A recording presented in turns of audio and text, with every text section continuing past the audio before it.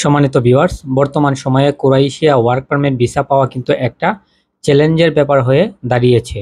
কারণ আপনারা সকলেই জানেন যে ক্রোয়েশিয়া ওয়ার্ক পারমিট ভিসার জন্য অবশ্যই আপনাকে ইন্ডিয়া অথবা নেপাল এম্বাসি ফেস করতে হবে। যেহেতু বাংলাদেশে কোনো এম্বাসি বা বিএফএস গ্লোবাল নেই, সেজন্য অবশ্যই আপনার ভিসাটি পাওয়ার জন্য ইন্ডিয়া অথবা নেপালের অ্যাপয়েন্টমেন্ট নিয়ে সেখান থেকে আপনার ভিসাটি নিশ্চিত করতে হবে। তবে বর্তমান সময়ে কিছু কিছু অসাধু এজেন্সির কারণে ক্রোয়েশিয়া ভিসা পাওয়া তো দূরের কথা, ক্রোয়েশিয়া ওয়ার্ক পারমিট পাওয়াটাই হচ্ছে একটা স্বপ্নের ব্যাপার হয়ে দাঁড়িয়েছে। কারণ ইদানিং আমি দেখছি যে অধিকাংশ এজেন্সি ক্রোয়েশিয়ার ওয়ার্ক পারমিট বিজনেস শুরু করেছে। অর্থাৎ কোনো এজেন্সি কিন্তু এখন বর্তমানে ভিসা দিচ্ছে না, অর্থাৎ ভিসা করিয়ে আনতে পারছে না। তাদের মূলত বিজনেস হচ্ছে যে ক্রোয়েশিয়া দিয়ে তারা যেন পারমিট বিজনেস করতে পারে। সম্মানিত ভিউয়ার্স, শুধু ক্রোয়েশিয়া নয়, ইউরোপের সেনজেন, নন সেনজেন যতগুলো দেশ রয়েছে প্রত্যেকটা দেশেরই কিন্তু এখন সবচেয়ে মূল প্রধান সমস্যা হচ্ছে ফেক ওয়ার্ক পারমিট, অর্থাৎ পারমিট বিজনেস। অর্থাৎ তারা আপনাকে হয় সাপ্লাই কোম্পানির পারমিট দিবে, নয়তোবা ফেক ওয়ার্ক পারমিট দিয়ে আপনার কাছ থেকে 20,000, 30,000, 40,000 টাকা যার থেকে যত পারে সেটা কিন্তু কেটে রেখে দেয় মূল অ্যামাউন্ট থেকে। সেটাই কিন্তু এখন বর্তমান সময়ে শুরু হয়েছে। তো এই সময়ে ইউরোপের ভিসা পাওয়া কিন্তু সবার জন্য একটা চ্যালেঞ্জের ব্যাপার হয়ে দাঁড়িয়েছে। এবং যারা ইউরোপের ভিসা পাবেন তাদের জন্য কিন্তু ইউরোপের ভিসা এখন একটা সোনার একটা হাঁসের ডিম, অর্থাৎ সোনার হরিণ পাওয়া যে কথা, সোনার হাঁস পাওয়া যে কথা, ইউরোপের ভিসা পাওয়া হচ্ছে বর্তমান সময়ে একই কথা।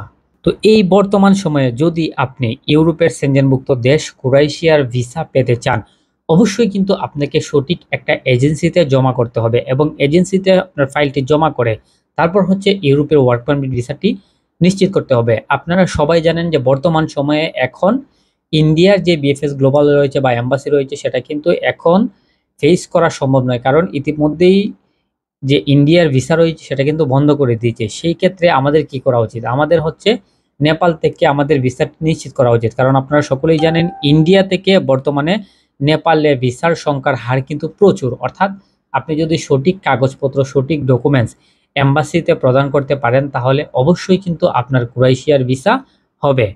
কারণ আপনার ওয়ার্ক পারমিট, আপনার রেকমেন্ডেশন লেটার, আপনার হেলথ ইন্স্যুরেন্স এবং কোম্পানি থেকে পাওয়া সমস্ত ডকুমেন্টস যদি রিয়েল হয়ে থাকে, অথেন্টিক কোম্পানির আপনার সব কিছু ডকুমেন্টস হয়ে থাকে, আর আপনার যে ডকুমেন্টস আছে সেগুলোও যদি সব কিছু ঠিকঠাক থাকে, আমি মনে করি না হাঙ্গেরি বিএফএস গ্লোবাল বা এম্বাসি আপনার ভিসাটি রিজেক্ট করবে, বা ক্রোয়েশিয়ার যে এম্বাসি রয়েছে সেই ক্রোয়েশিয়ার এম্বাসি আপনার ভিসাটি রিজেক্ট করবে।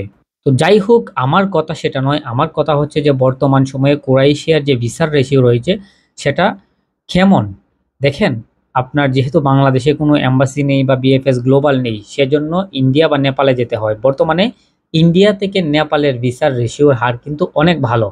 আপনারা যারা এম্বাসি ফেস করবেন অবশ্যই আপনাদের যে এজেন্সি রয়েছে সেই এজেন্সিকে বলবেন যেন বর্তমান সময়ে এখন আপনাকে নেপাল যে বিএফএস গ্লোবাল রয়েছে বা এম্বাসি রয়েছে সেটা যেন আপনাকে ফেস করা এবং সেখানেই যেন আপনার কাগজপত্রগুলো সাবমিট করে। কারণ ইন্ডিয়াতে এখন যদিও ইন্ডিয়ার ভিসা বন্ধ, তারপরেও কিন্তু ইন্ডিয়ার তেমন একটা এখন ভিসা দিচ্ছে না। তার উপরে যদি বাংলাদেশি দেখে তাহলে তো ভিসা একেবারেই দেওয়া ইম্পসিবল। তারা বাংলাদেশি দেখলেই হচ্ছে ভিসা রিজেক্ট করে দেয়, তারা বাংলাদেশিদেরকে ভিসা দিতে চায় না। যেহেতু আমাদের দেশ নিয়ে ইন্ডিয়ার সাথে এখন একটা দ্বন্দ্ব রয়েছে এবং একটু সমস্যা রয়েছে, সেজন্যই ইন্ডিয়ানরা এই সুযোগটা নিচ্ছে এবং তাদেরকে এখন ভিসা দিচ্ছে না। তো বর্তমান সময়ে আপনার ক্রোয়েশিয়ার ভিসার রেশিও এখন প্রচুর ভালো আছে, সামনেও আশা করি ভালো থাকবে। সুতরাং আপনারা যারা ক্রোয়েশিয়ার ওয়ার্ক পারমিট ভিসার জন্য আপনার ফাইল জমা করতে চান নতুনভাবে, অবশ্যই সেটাও করতে পারেন। আর যারা অলরেডি পারমিট পেয়েছেন এবং এখন অ্যাপয়েন্টমেন্ট ডেট নিয়ে অ্যাম্বাসিতে ফাইল জমা করবেন, অবশ্যই আপনাদের বলবো সঠিক কাগজপত্র নিয়ে তারপর হচ্ছে ক্রোয়েশিয়া অ্যাম্বাসিতে নেপালে আপনার কাগজপত্রগুলো সাবমিট করেন, কারণ সেখানে প্রচুর ভিসা দিচ্ছে। আরেকটা বিশেষ যে গুরুত্বপূর্ণ তথ্য সেটা হচ্ছে যারা ওয়ার্ক পারমিট পেয়েছেন ক্রোয়েশিয়ার ওয়ার্ক পারমিট, বিশেষ করে ক্রোয়েশিয়া, হাঙ্গেরি, সার্বিয়া যে কোনো দেশের ওয়ার্ক পারমিট আপনারা যারা পেয়েছেন অবশ্যই আপনার পারমিটটি আপনারা চেক করে নেবেন। কারণ ইদানিং প্রচুর পরিমাণ ফেক ওয়ার্ক পারমিট কিন্তু আপনার সাবমিট দেওয়া শুরু করেছে, অর্থাৎ ফেক ওয়ার্ক পারমিট দিয়ে গ্রাহকের কাছ থেকে তারা টাকা হাতিয়ে নিচ্ছে। সেজন্য আমি বলবো প্রথমেই আপনার ওয়ার্ক পারমিটটি চেক করা উচিত। কারণ একটা ওয়ার্ক পারমিটই পারে আপনাকে কিন্তু ইউরোপে পৌঁছে দিতে, সেজন্য পারমিটটা সবার আগে আপনারা চেক করে নেবেন। তো আশা করি আপনারা বুঝতে পারছেন যে কি পরিমাণ ভিসা দিচ্ছে আপনার ক্রোয়েশিয়া এম্বাসি এবং কোথায় সবচেয়ে ভিসার হার বেশি, কি পরিমাণ ভিসা হচ্ছে।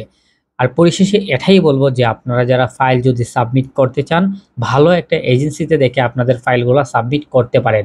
এছাড়াও যারা হচ্ছে ভালো এজেন্সির সন্ধান পাচ্ছেন না, অবশ্যই আপনারা আমার সাথে যোগাযোগ করতে পারেন। ইনশাআল্লাহ এতটুকু আপনাদের নিশ্চিতভাবে দিতে পারি যে ভালো কোনো এজেন্সির সন্ধান আমি আপনাদের দিতে পারবো। আর যারা আমাকে বিশ্বাস করে নিয়মিত আমার ভিডিও দেখেন, অবশ্যই আপনারা জানেন যে আমি কি ধরনের ভিডিও বানিয়ে থাকি এবং মানুষের কিরকম উপকার করে থাকি। মানুষের উপকারে আসাই হচ্ছে আমার প্রধান কাম্য এবং প্রধান আশা। যদি কারো উপকারে লাগতে পারে সেটাই কিন্তু আমার সবচেয়ে বড় পাওয়া।